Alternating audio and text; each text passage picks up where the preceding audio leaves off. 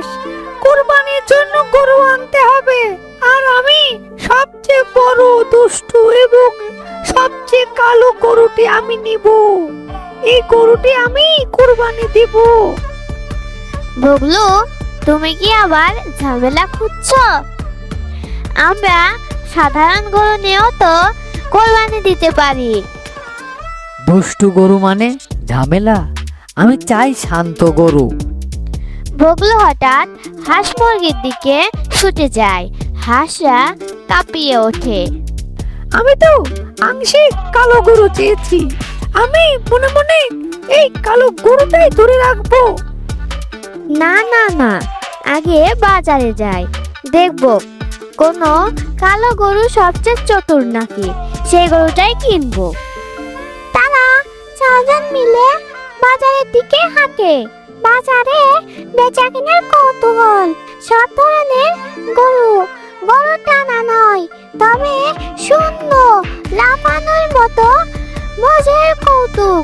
সবাই কৌতুক দেখছে।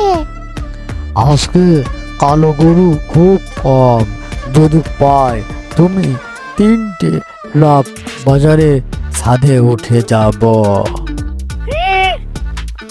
আমি চাই এমন গরু যে আমাদের সবার হাসি নিয়ে আমাদের বাড়িতে আসবে।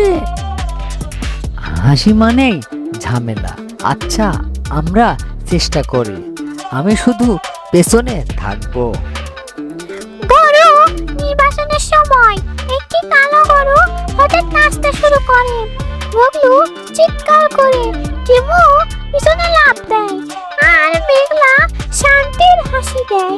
এটা দেখে সবাই হাসতে শুরু করে। ঠিক আছে, এই গরুটি চূড়ান্ত। তারা গরু নিয়ে বাড়ির দিকে ধীরে ধীরে আসতে লাগে। হঠাৎ বাড়ির সামনে এসে গরু দৌড় দেয়। ভগলু, এই গরু তো রকেট। আমি ওর পাশে পাশে ছুটতে পারবো না। বগলু, তুমি কিছু পরিকল্পনা করছো নাকি? আমরা তো হাঁস মুরগির ভয়ে ভয়ে উঠছি। এটা মজা। গরুটা কি আমাদেরকে চ্যালেঞ্জ দিচ্ছে? গরু নাচে, লাফায়, কখনো টিমুর মাথার উপর দিয়ে চলে যায়। রিমা ডাকায় লাফিয়ে ধরে।